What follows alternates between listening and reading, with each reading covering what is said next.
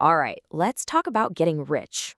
I know. The whole idea can feel kind of out there, maybe even a little impossible. But what if it wasn't about some secret formula or, just getting a lucky break?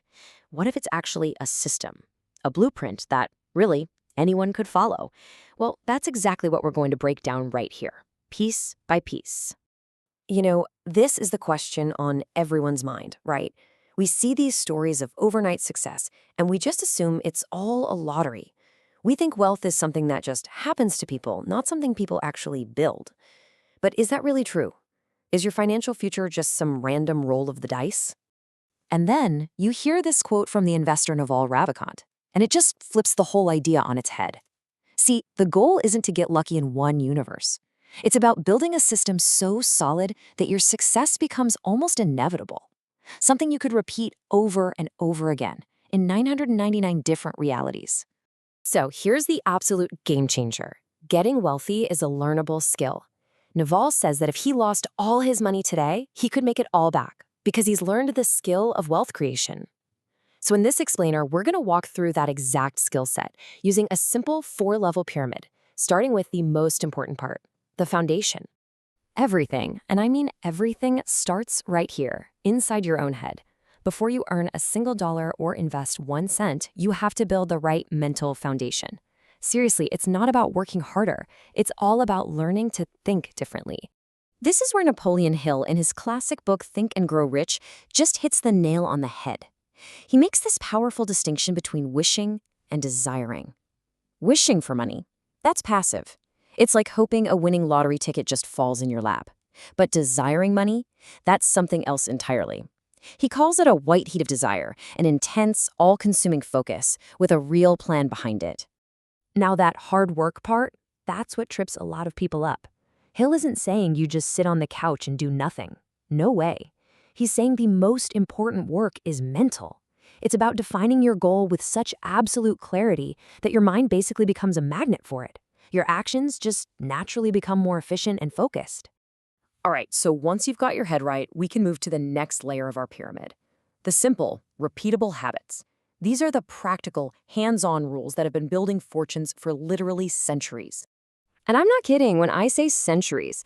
The ideas in this little 1926 book are actually based on parables from ancient Babylon. And what's wild is that the laws that governed money 6,000 years ago, they're the exact same laws that govern it today. It's amazing. The book talks about 7 cures for a lean purse, but these first 3, they are the absolute bedrock of building wealth. Start thy purse to fattening just means pay yourself first. Simple. Control thy expenditures means live below your means. And make thy gold multiply, well, that means you gotta invest your savings. It's that simple, but as we know, not always that easy. Let's just zero in on that first rule for a second, because it's not just for beginners. This one habit is what builds and maintains wealth. It's like a law of financial gravity. A part of everything you earn is yours to keep, period, non-negotiable. And what about controlling your spending? I love this idea that saving money is really just the gap between your ego and your income. It's so true, right? It's all about resisting that urge to upgrade your lifestyle every time you get a raise.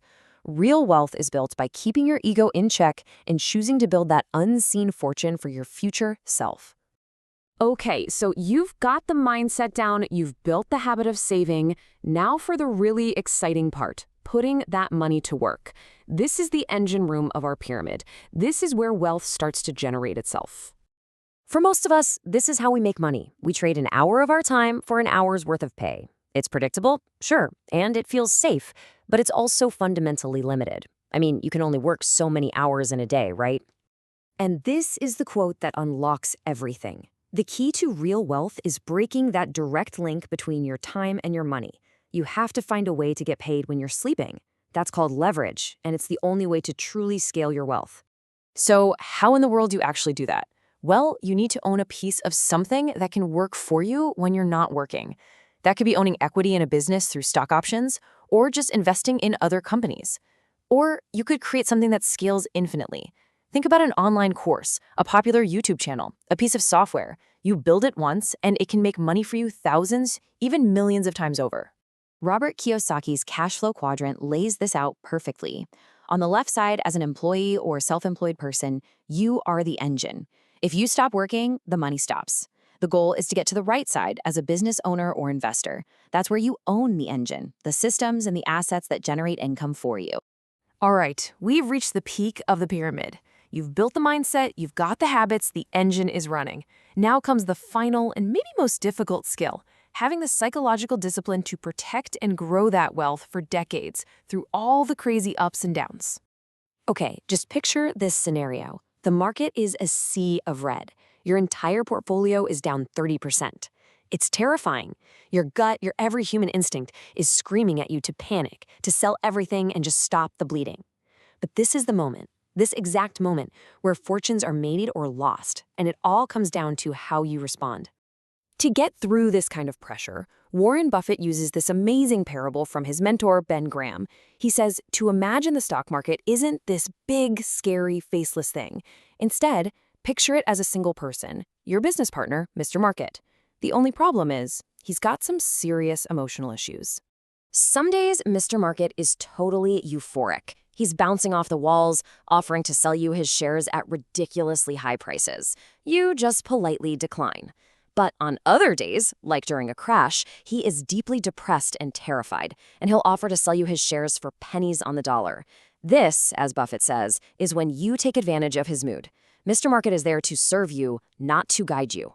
And this really gets to the core of it. What Ben Graham meant was that in the short term, the market is just a popularity contest. It's a voting machine driven by fear and greed. But over the long haul, it becomes a weighing machine. It eventually recognizes the true underlying value of a business. Your job is to ignore the daily voting and focus on the long-term weight. And that long-term view brings us to one of the most important distinctions of all. Being rich is about what you spend. It's visible, it's loud, it's the fancy car and the big house. But being wealthy, that's what you don't see. It's the money that you haven't spent. It's those assets working for you quietly in the background, compounding day after day. So, why do we do all this? Why build the mindset, the habits, the engine? For this, right here. The ultimate goal isn't just a number in a bank account. It's freedom. It's having total control over your own time. And that, my friends, is the biggest return on investment you will ever get. So I'll leave you with this question. This blueprint isn't really about accumulating money, it's about buying back your time. So once you have that control, the real work begins. Deciding what a truly rich life actually looks like for you. What would you do with it?